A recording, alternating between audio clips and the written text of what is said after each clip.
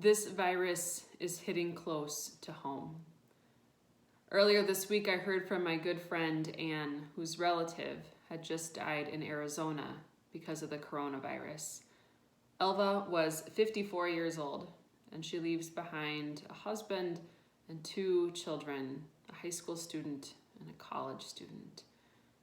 And then a good college friend of mine, her brother-in-law, died in New York.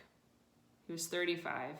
He'd just gotten married 5 months ago, and his wife is now fighting for her life of the same disease in the ICU. Of course, we know of elected officials in our own state of Minnesota who have been impacted, and probably more that you are learning of. People that you know, people that you love. We had a conference call with our bishop of the St. Paul Area Synod earlier this week, and it was a sobering conversation. In addition to several other things that she talked about, she mentioned speaking with the bishops in Washington State and in New York State, and how they've shared about members of their congregations that are ill with the coronavirus and are dying. Pastors and deacons who are getting sick, some of them maybe among the dead. It's a reminder for us that the worst is yet to come, and that none of us will be spared. If we aren't infected ourselves, we will likely know someone who is. Where are you, God? We ask. Where are you? Mary and Martha wondered the same thing in today's gospel story. If you had been here, said Martha, if you had been here, our brother would not have died. These sisters are grief-stricken. Their loss is so deep, and they feel let down by Jesus. Where was he? Lazarus was his friend. Why wasn't he here? By the time Jesus does arrive, it's at least 4 days after his death, possibly more.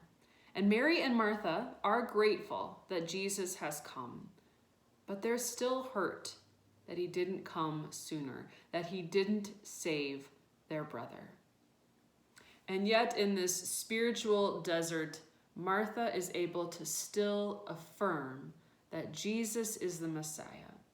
She says, "You are the Son of God, the one coming into the world." She doesn't ask him to fix her brother's death, but she does want him to know that she's disappointed. I think sometimes faith and disappointment can coexist. We don't always think that's the case, but I know it's true in my own life. Joy J. Moore, who's a professor at Luther Seminary, speaks about how the point of this story is that it looks at the signs of God's faithfulness to restore life in this world. Life that is permeated with death and destruction. But the story points to the signs of God's faithfulness in the midst of the heartache. Life and death. Hope and despair, fear and trust, the cross and the resurrection. There's a church in Bergamo, Italy, that has been converted into a temporary cemetery. The pews have been moved to the side of the sanctuary. The church is empty of people. But there's at least 80, if not more by now, caskets that fill the space. If you look at the photos, they are startling, they're troubling, they are breathtaking. This place, this sacred sanctuary that just up until a few weeks ago was the place where people gathered, where life and faith had been born, where the resurrection was given light. That same place that now holds the lives that are lost and the resurrection hope that we cling to. So where is God? Where is God? God is here. God is here in the suffering. God is with the brokenhearted. God is sitting next to the isolated. God is holding the hand of the dying when we cannot be in the room. God is here in homes that are filled with both noise and chaos and quiet silence. In minds that are racing to make sense of this all, in hearts that are filled with sorrow and fear and anger and sadness and hope. God is here in the hospitals that are filled to capacity and in empty churches. God is here in the stench-filled tomb of Lazarus and in the empty tomb that we're waiting for. Mary and Martha questioned Jesus. They literally questioned him. Where were you? Where were you?